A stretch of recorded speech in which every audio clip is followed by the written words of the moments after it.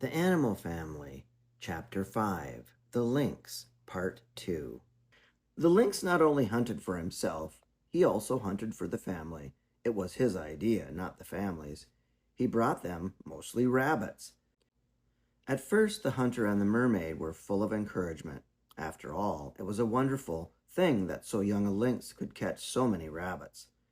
But the morning the mermaid woke at dawn and found 3 rabbits, slightly bloody, in a pile at the bottom of their bed. With the proud lynx asleep beside them, she said to the hunter, "We're getting to be a perfect rabbit warren. 3 already, and it's still not light out." "Tell him no, no," said the hunter drowsily. "He's asleep," said the mermaid. "So am I," the hunter answered, turning over. But after a few days of their saying firmly, "It's your rabbit," and then carrying it outside, the lynx padding misunderstandingly along, he got to see that they were indifferent, hostile even to rabbits now. They were no better about squirrels and seemed shocked almost when he brought them a fox. But the hunter was grateful for the partridge the lynx would bring. "They're good to eat and a lot of trouble to hunt," he said. "And I hate carrying along blunt arrows. If you can bear waking up and finding them at the foot of your bed—" "Oh, I don't mind," the mermaid answered, "just as long as it's not honey." The bear had never been an ideal walking companion. It was like taking along a bed or a table for a walk that kept turning over logs for grubs. But the lynx was quieter and quicker and noticed more than you yourself did. He had a big cat's curiosity about the world. In the forest, he investigated the lower branches as easily and noiselessly as the ground. And when they got to tall grass, he would cross it in a few easy, tremendous bounds, soaring up over everything like a great silver grasshopper. And he went up and down the beach as if he had been raised on one, padding along on the wet sand at the edge of the surf, sniffing at driftwood and seaweed, and occasionally rushing at some just wary enough seabird that would shoot up with a squawk. Sometimes the lynx would bound up, fresh from finding something 100 yards away, and would try hard to lead them to it, rubbing against the hunter's legs and purring, and then starting off with an enticing little rush. His notions of what the 2 of them would find interesting were rather lynxish notions, often ending in an "Oh, is that all?" from the mermaid or the hunter. But his notions of what would interest a bear were a bear's, and the bear gobbled it up. The lynx loved to give you something or to get you to go somewhere. He did both with a pleased, eager, bewitching look, as if it were wonderful for him, wonderful for you, just wonderful, wonderful. The bear was fond of the hunter and the mermaid, but the lynx adored them. As they said, all you have to do is start to touch him and he purrs. Mostly, he had a bass purr, like a distant thunder. But when he felt particularly ecstatic, his purr got a queer, high, throaty sound, like a basso singing falsetto. He sat by the 2 of them and rubbed against them and followed them around and stared at them with an absorbed, satisfying stare. In the morning, when they woke up, he was so glad to see them again that he would give them a little affectionate mock bite. It was almost like tickling. It would make the mermaid laugh and laugh. "Ouch," the hunter would say. "Easy, easy." It worked, too. For a moment, the lynx's teeth would barely touch him. What tickled the mermaid even more was for the lynx to finish washing himself and to start out on the 2 of them. He would go to work on the hunter's hair or beard and give it a long, sober, absorbing lick with his large tongue, till it looked all wet and shining. Meanwhile, the hunter lay back on the bed in drowsy acquiescence, and the mermaid made little speeches of admiration. "If I hadn't lived with you so long, I don't know whether I'd recognize you. He's got you looking just so gleam." "In a minute, you'll be gleaming yourself," the hunter said, and before long the lynx was hard at work on the mermaid. This wasn't so quiet a job, though, since the mermaid kept laughing at the tickling, a string of little bubbling, glistening laughs, as the tiny barbs of the lynx's tongue tickled her. Oddly, the lynx never tried to wash the bear.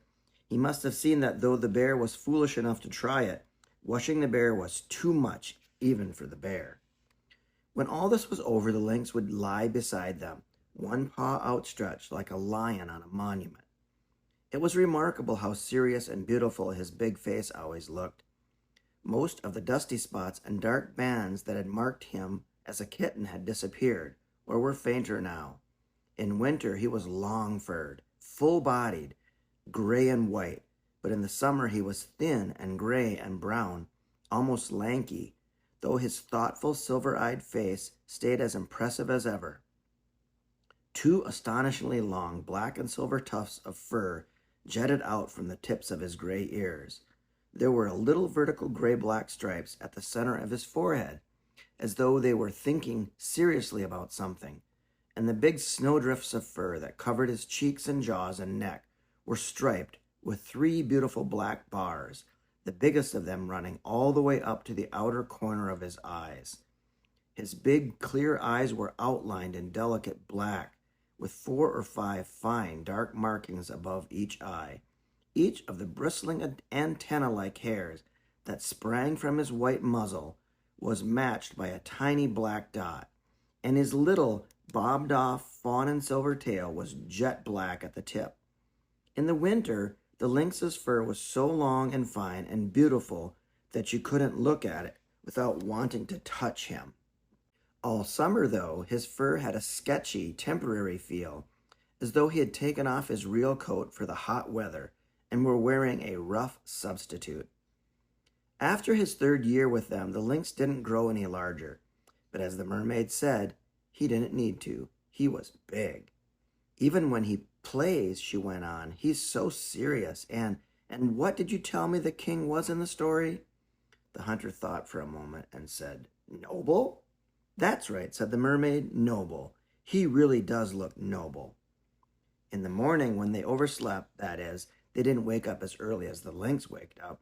The lynx would wait as long as he could, make himself wait, and then he would bound on the bed by the hunter and stand over him seriously, and very gently and carefully, his paws sheathed, he would try to open the hunter's eyes.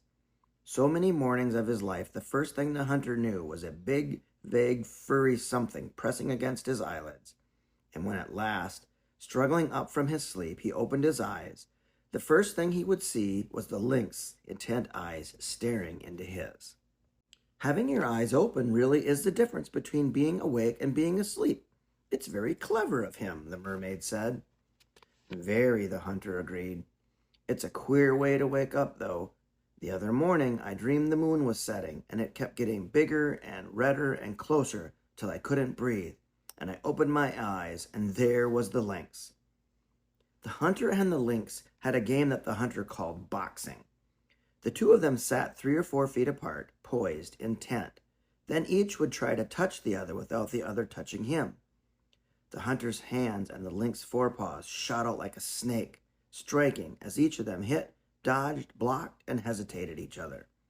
The lynx was pretty good about keeping his claws in, but occasionally he got too excited to remember, so that the hunter's shirts wore out first. Up and down the sleeves were tears. Velvet paws, the hunter would cry warningly. Well, the mermaid had got used to his saying it, but the first time she'd asked him perplexedly, "What's velvet?" "I don't know," the hunter said, "but it's what you say to a cat to get him to keep his claws in. My mother used to say it on the boat." So the hunter said it, and the mermaid and the lynx understood it, each in his own way. A little scrap of velvet, there between the forest and the sea.